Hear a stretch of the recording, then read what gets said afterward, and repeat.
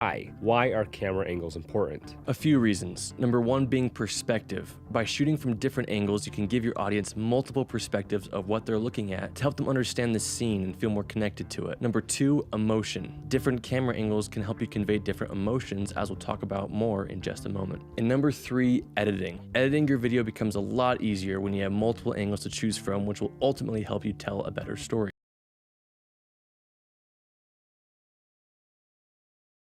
Now that you understand the why, let's talk about what are the 12 most popular camera angles you'll see in everyday films and when you'd want to use them. You have your wide shot, your long shot, your medium shot, the cowboy shot, a tight or close-up shot, a detail or extreme close-up shot, a low angle, a high angle, a Dutch angle, an over the shoulder, a POV shot, and a cutaway shot.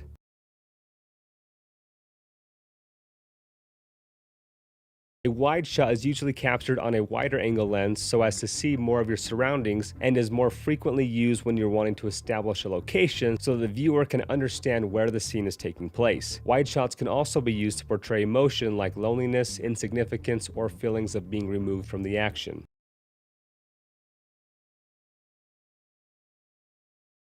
A long shot is also used to establish location, but with a bigger emphasis on your subject filling the entire frame, usually showing their full body. This look is best created using a tighter focal length and shooting from a distance. A medium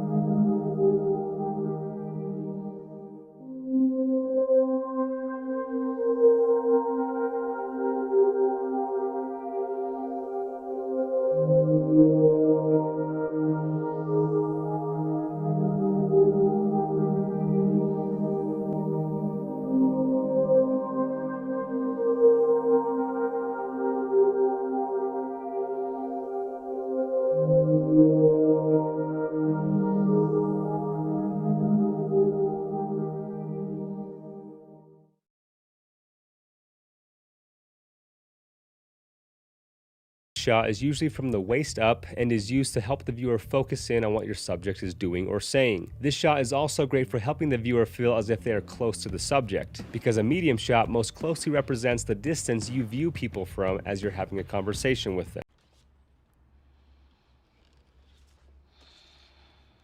Who did you say shot these? A boyfriend? Not really. Not really, or no? No. It was just some guy. He found me online. You're very fit. Thank you. You're also very young. I think you're perfect. I would never say you're fat. But that doesn't mean that someone else won't. Understand? I see 20 or 30 girls come in here every day, mostly from small towns with big dreams, because some guy named Chad in the food court told them they were beautiful enough to be a model. And they're all good. You're going to be great. Some girls crack under the pressure, but if you do okay, then we're off to New York. You'll work with all the top designers. International success. So the first thing we need to do is get you some pictures that are a little less amateur hour. No offense. Jack MacArthur is in town. Do you know him? No. Get to know him. I had to pull some strings, but I sent him your Polaroids, and he has agreed to do a test with you. How does that sound? Sounds great. Sounds good. Well, there's just a teensy bit of paperwork. I'll need a copy of your driver's license and a voided check, and I can take those right now.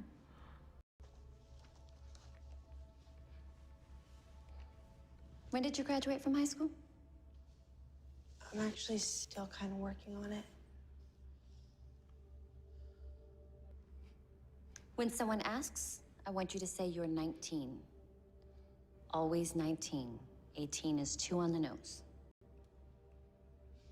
No one's gonna believe that. Honey, people believe what they are told.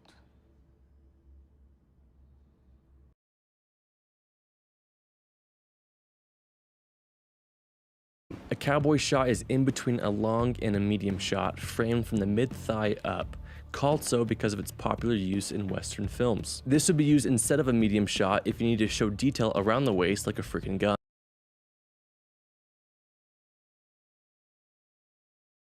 A tight shot is often just the head and shoulders of your subject, used mainly for dialogue or to show the detailed expression of your subject. Tighter shots are usually used for important or intense or intimate pieces of dialogue or action to help the viewer know that they should really pay attention to what's being said. And tight shots are typically best shot on tighter focal lengths, like around 50 to 100 millimeters.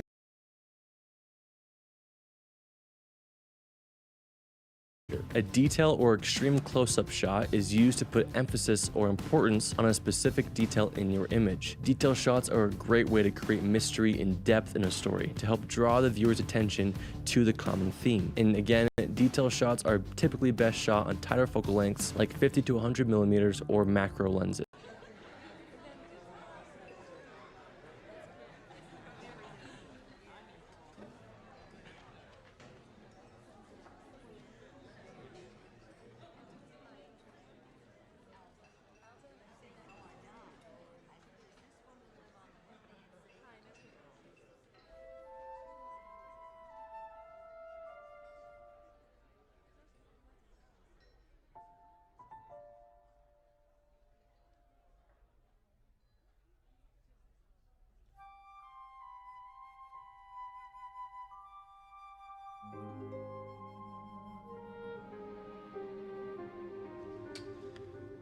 One, two, 1, 2, 3, 4.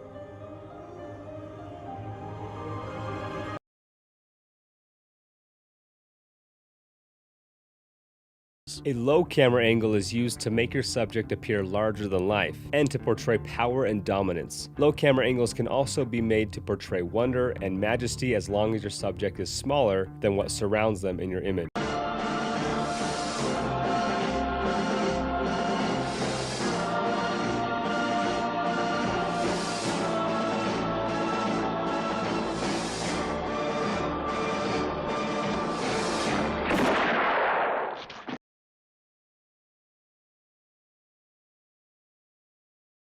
A high camera angle does the exact opposite by portraying your subject as weak and inferior, or smaller and vulnerable.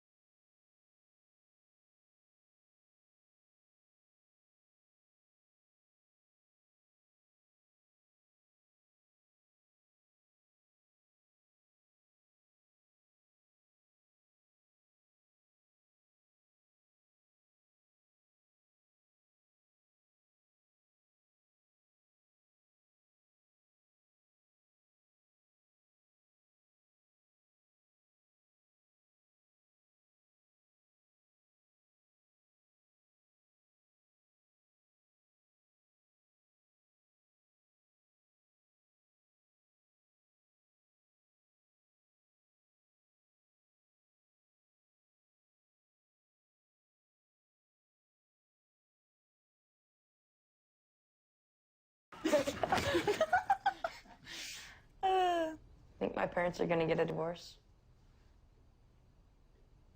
I don't know, man. I hope not. Melanie's parents got divorced. Now her mom lives with her boyfriend. That's gross.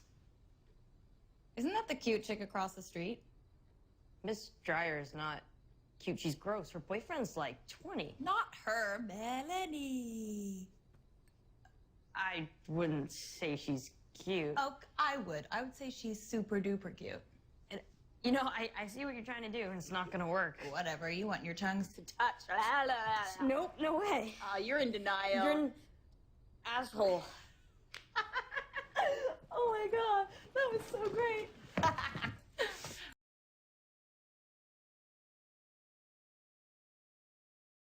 Now, a Dutch angle is basically any time you slightly tilt the horizon of your frame, and is usually used to convey an uneasy emotion like something isn't quite right, basically giving the feeling like the world is on its side. Dutch angles can be artfully utilized to tell us that something is wrong.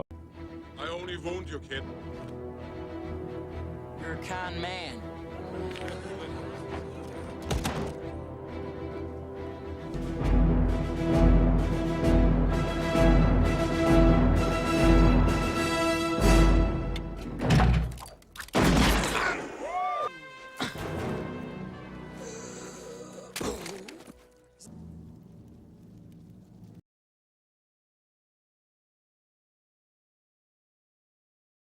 Over-the-shoulder shots are exactly how they sound. When you have two subjects talking to one another, you put the camera behind the shoulder of one of the two, placing one in the foreground, giving the perspective as if you are the person that is being talked to. A piece Let me get a bully Raisin Bran. Great. Tea. You're right.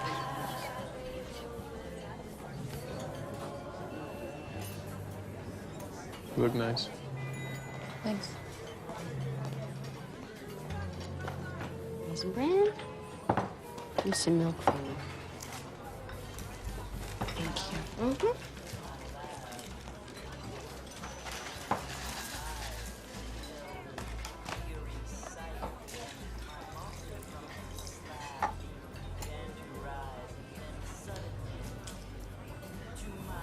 You want to share this? Why did you order Raisin Bran? Why did you order tea? Because you ordered Raisin Bran. I ordered Raisin Bran because I didn't want there to be any mistaking it for a date. It can still be a date if you order Raisin Bran. It's not a date. So how's your thing going? Dancing thing? That's good. How's your restraining order? I wouldn't actually call the restraining order my thing, but getting back with Nikki is, and I think I'm doing pretty well. Except for a minor incident with the doctor's office. When the so-called incident with the weights. Yeah, that was the thing with my parents. I wish I could just explain it all in a letter to Nikki because it was minor. And I could just explain it and let her know that I'm actually not out of control. And that I'm doing really well.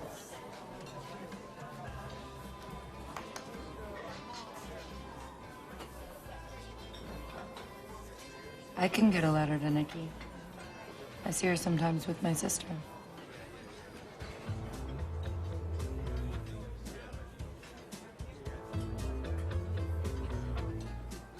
It would be so amazing if you could get a letter to Nikki from me. I'd have to hide it from Veronica. She's not into breaking the law, which this letter would definitely be doing. But you would do it.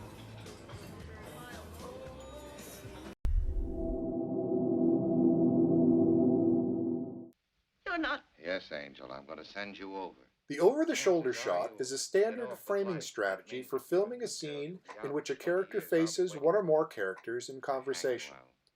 The shot is composed over the shoulder of a character in the foreground, using his or her head and shoulder as a framing device. Oh, I was frightened for a minute. I really thought you do such wild and unpredictable things. Don't be silly. You're taking the fall. Have you ever had a pet rat? No. Did you work in a lab with rats? Nope. Perhaps you lived in squalor at some point? Nobody knew. You know something about rats! You know you do! You know who no do, wackadoo. Rat-a-tat-a. Hey, why do they call it? There are three basic options for shooting a conversation. The profile two-shot, the over-the-shoulder, and the single. We are all out of wine. Starting with the profile two-shot, which is typical, this scene from Despicable Me uses all three shot types, going from the two-shot to overs. Sorry, you know dogs, they go wherever they want to go. Unless they're dead. I'm joking. And a single. Although it is true. Anyway, have a good one. Okay, yeah. Let's break down a scene from How to Train Your Dragon to see how a long conversation can be handled using the two-shot, the over-the-shoulder, and single.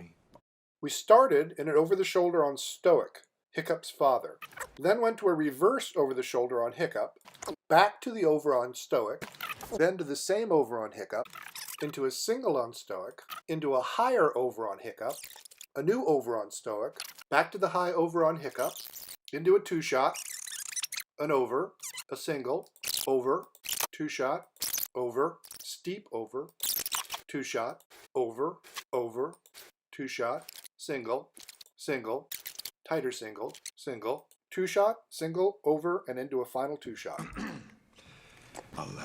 Yep. Good night. There's got to be another way. I'm not going to. There are a number of lessons that can be learned from this scene between Hero and Baymax in the movie Big Hero 6. No. For one thing, as the scene becomes more intense emotionally, Hero gets bigger in frame. This is typical. Conversations should grow in intensity, and when they do, the framing often becomes tighter, either by pushing in closer to the subject or by switching to a longer lens. Looking through the sequence again, if we view all the Hero shots together,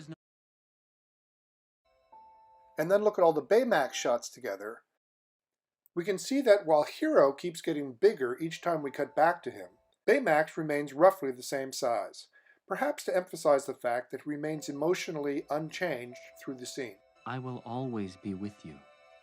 Also, in the final shot on Baymax, notice that he's framed in roughly the same way as in the earlier shots, but without the over-the-shoulder of Hero. Time. Here we have the over-the-shoulder framing. Satisfied with your care? And here we have much the same framing, but without Hero in the foreground. It's as if Hero has been erased from the shot. Baymax is now all alone, and because the single has roughly the same framing as the earlier over-the-shoulder shots, the audience feels Hero's absence more than if the shot were reframed so that Baymax filled the screen. There's gotta be another way. I'm One not last gonna thing. leave you here. If we again look at all the Hero and Baymax shots, you might notice that the camera very subtly moves into a position more in alignment with each character's eyeline.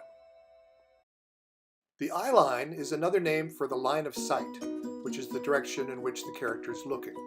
Moving the camera so that it becomes more on axis with the character eyeline means that the view of the character's face becomes more frontal. As a scene progresses and becomes more intense, it's not unusual for the camera to move closer into alignment with the character's eyeline. In general, the more frontal the view of the face, the more the audience will empathize with the character. Hey! Here's another example from Kung Fu Panda of a scene in which the camera moves into the eyelines of each character as the emotions of the scene become more intense. You are free to eat. Am I? Are you? Get out of there! That's an order! Permission to defy order. Permission denied! Deny your denial. It's too risky, Private. Another Already example made of you ratcheting sprout. up the emotional impact of a scene is this one from Penguins of Madagascar. Toward the end, we get a little tighter on the character named Private by means of a longer lens. Then, in the reverse, Private backs out of frame, which adds to the emotional impact of the moment. Speaking of lenses, a wide lens and an over-the-shoulder shot will broaden the distance between the characters, as it does in this scene from Tintin. Things are so easily lost. Or in this famous scene from Citizen Kane. Huh? I thought we might have a picnic tomorrow. In this scene, the already great physical distance between the actors is made to feel almost infinite by means of a wide lens, a reflection of the emotional distance between the characters. Thought we might have a picnic tomorrow, Susan. In contrast, this scene from Wall-E uses longer lenses that have the effect of compressing the space, and because longer lenses produce shallower depth of field, isolating the subject of each shot by blurring out everything else.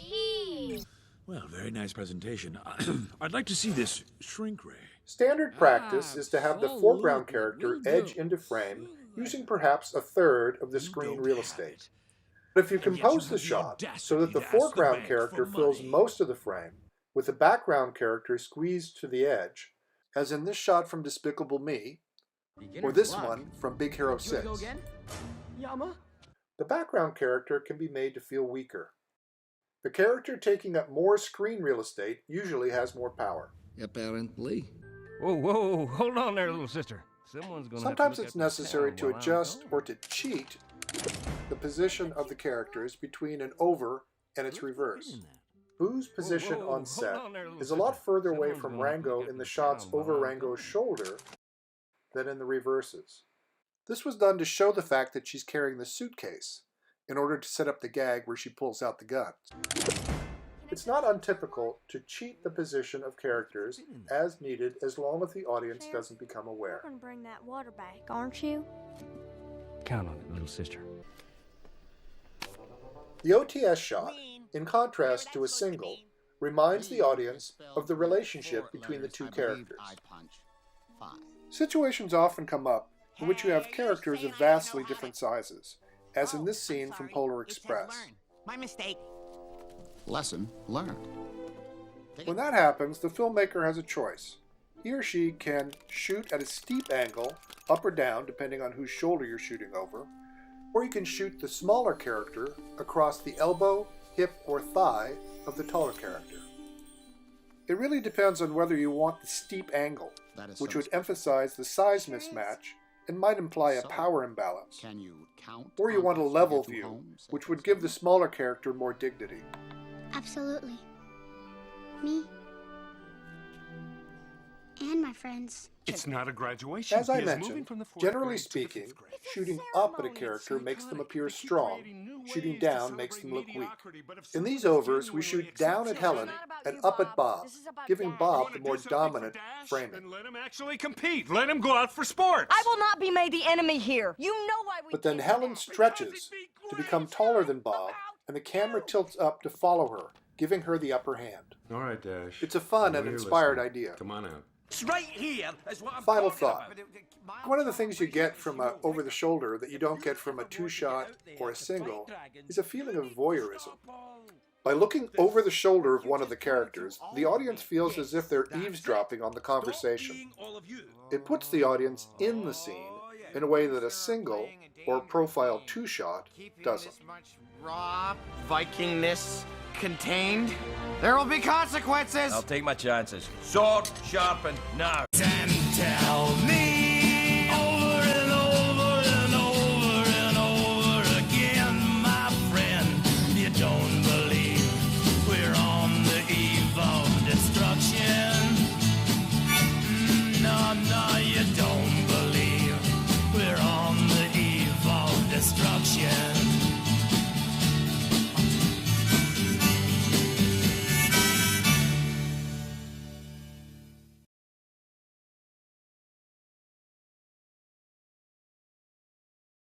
POV, or point of view shot, depicts an angle that shows what a character is looking at. This type of shot allows the viewer to take on the perspective of the character and begin to understand their state of mind on a more personal level. This is commonly used in action or sports scenes to help give the audience the thrill of being in the driver's seat, and is usually shot on a wide angle lens so that you can see more of your surroundings.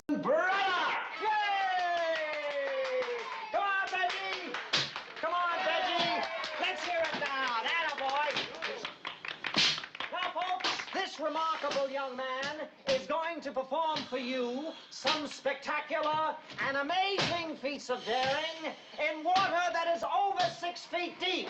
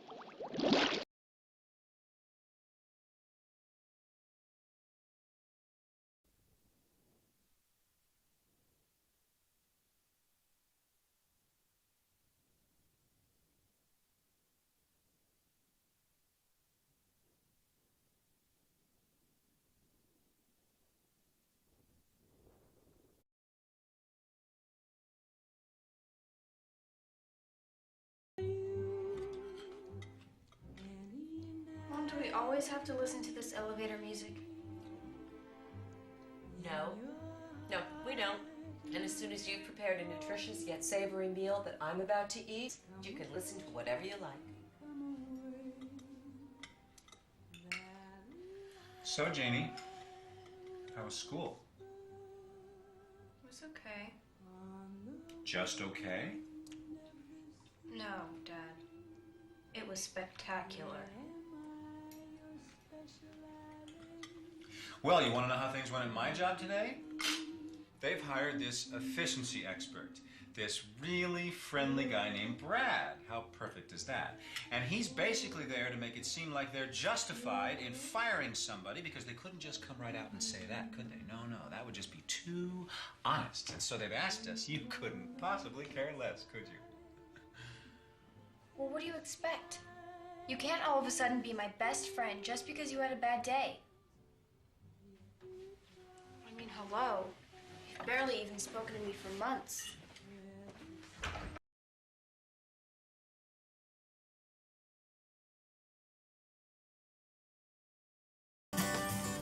Today I'd like to discuss the difference between zooming and a dolly shot.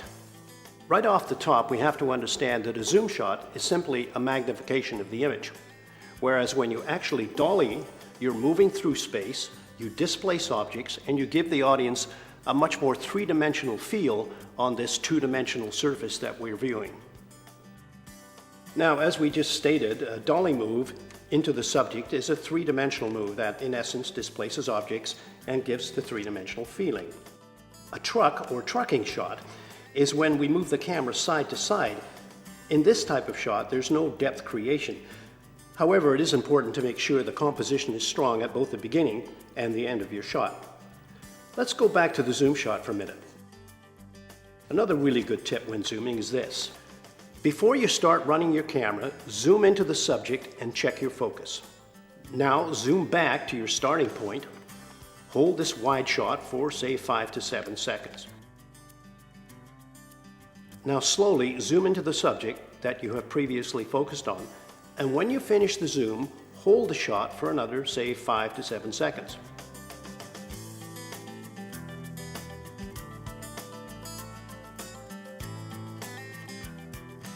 The beauty of this technique is that when it comes to editing, because you've left enough room on the head and enough room on the tail of the shot, if your zoom doesn't work, too slow, too fast, too jerky, you can still cut from the master wide shot to the close-up.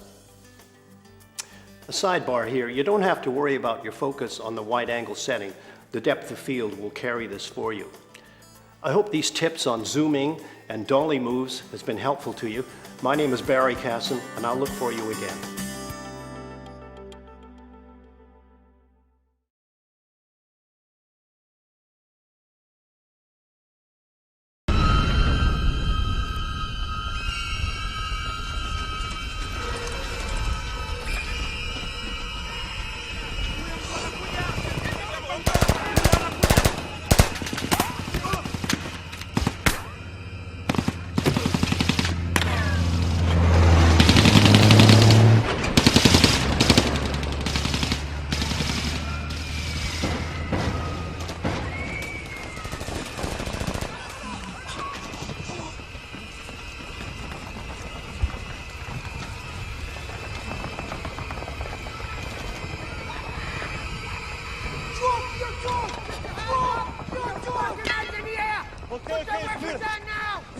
Hands above your head and fucking move out Can't there. be fucking cousin!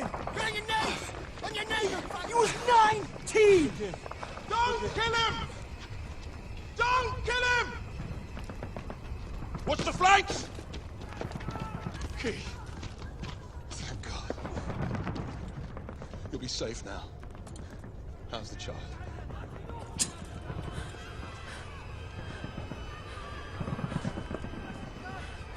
You put their lives at risk. Just let it go. You don't know what you're doing. No? Look around you. It's the uprising. And they haven't even seen the baby. Let's go. Not in front of the girl. Wait till we get around the corner and do them all. Come on!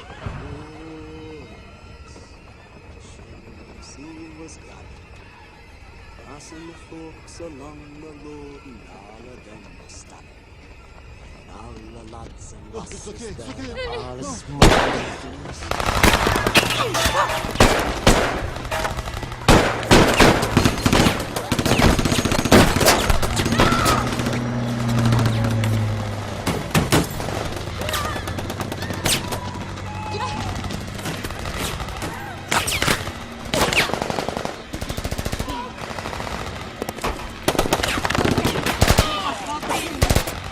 Tôi kẹp hơi ra mình này.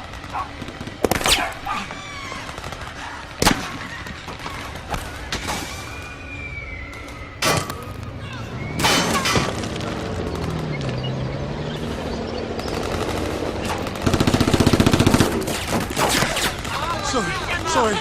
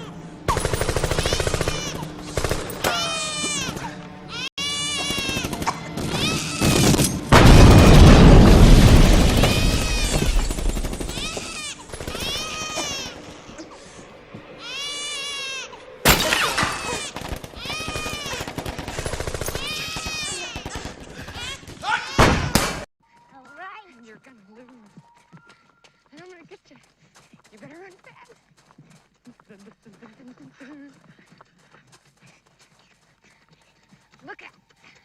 I'm coming in close. All right. You have to keep American clean. Oh, no. Keep American clean. Okay. Danny, you win. Let's take the rest of this walking, huh? Okay. Whew. Give me a hand. Oh, isn't it beautiful? Yeah.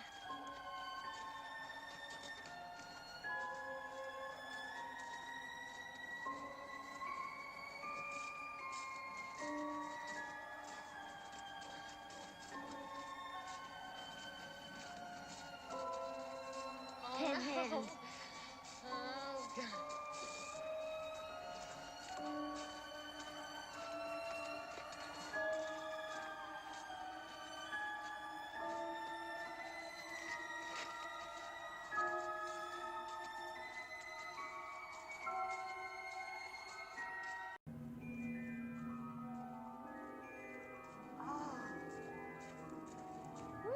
We made it.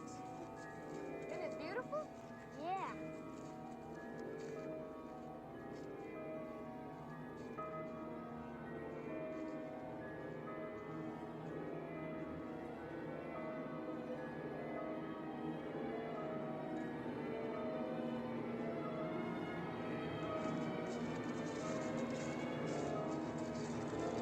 So pretty. Yeah. I didn't think it's gonna be this big, did you? No?